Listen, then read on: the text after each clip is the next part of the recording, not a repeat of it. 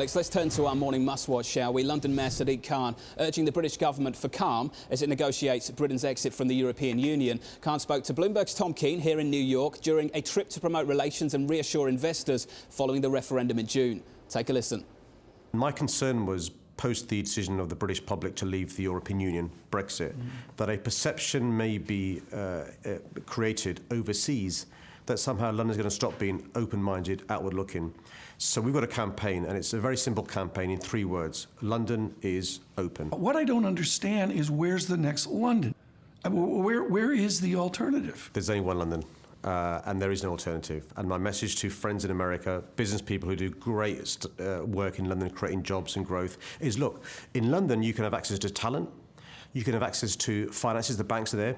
You can have access to the regulators, Parliament is there. Why would you want to go elsewhere? And also, Hamilton's coming to London next year as well. Well, Hamilton will sell some tickets there. When Prime Minister May speaks for you, for London, and for the rest of the United Kingdom to Europe, who is she speaking to? Do you know who you should speak to move forward business and politics? One of the things that we've been impressing upon the Prime Minister is it's crucial that when it comes to negotiating with the European Union, that London has a seat around the table. How do you do that? How do you affect that? Oh, well, and the government's agreeable to that. It means, for example, when it comes to getting ready for negotiating in relation to an access to a single market, our government needs to recognise that that's crucial for London. The passport and financial services, making sure in relation to competencies, London's considered, and it's for a very simple reason. London is a powerhouse for the UK, and the good news is, I think the government recognises that, look, even if you were in favour of Brexit, if you want to be on the right side of history and you want to make Brexit a success, it's in your interest to get the right deal with the EU, because if we don't, it could lead to jobs leaving London, prosperity leaving London, and that's why they've got to get it right. And just the heat of this weekend and into next week is the idea of a single market. Our Svenja O'Donnell writing a wonderful story on the idea of London and the United Kingdom. Do they need the EU single market or do they not? Can you go it alone? London's done that for a bit, hasn't it? Look, we'll survive. The issue is not surviving. The issue is increasing prosperity, having more jobs, having more growth, being a beacon for the rest of the world, showing the world that London is open. That means having access to a single market. That means talking to our European neighbours, of course remembering a special relationship. My point is very simple. We've got to use Brexit as an opportunity to reconfigure our relationship with the EU, but also recognise America, Canada, Australia, Japan, right. China, India are all opportunities as well. For more on his interview with the London Mayor, Tom Keene joins us on set now.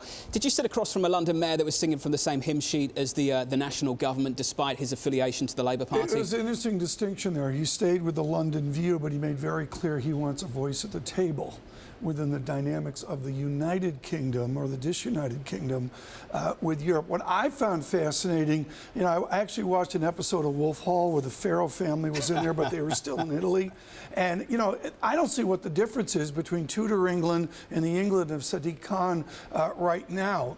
Europe matters, the continent matters, and there's going to be a unique English calculus with Europe, as there always has been. Quite clearly, the city is a critical part of the infrastructure of financial markets, global financial markets. We saw the report from the BIS. We're still talking north of a third of global FX trading still going through London. On euro, buying, selling, double the Eurozone put together. How critical is that? Not just the global financial markets, to the Eurozone as well. I think the critical mass of London right now and the heritage that they have is the key calling card. And you go back to, do they move stuff to Dublin? Do they move stuff to Amsterdam and 8 other cities? To be blunt, John, you know, and I don't know. I think the mystery for Sadiq Khan is how to get his positive message out with London and not making a talking point where he really connects with the rest of the United Kingdom. And you didn't show it there, but I thought his little bit on the collapse of his Labour Party was really interesting. And this is something for American viewers is different. He's identified with soft Labour or soft liberality. Do you go back to a Tony Blair, Gordon Brown Labour Party, not the disaster they're in now, or does Sadiq Khan really speak to a new Labour Party that we haven't even identified yet? Well, he's got to speak to several different factors within his own party and not just the national government as well. Just to go more globally and just look at financial hubs more generally, is there a sense in global politics now that I don't care about the City of London because I don't care about financial markets and I don't care about global banks. Not on this programme and not for these viewers, of course. But for the electorate in general, you don't agree with that sentiment exists?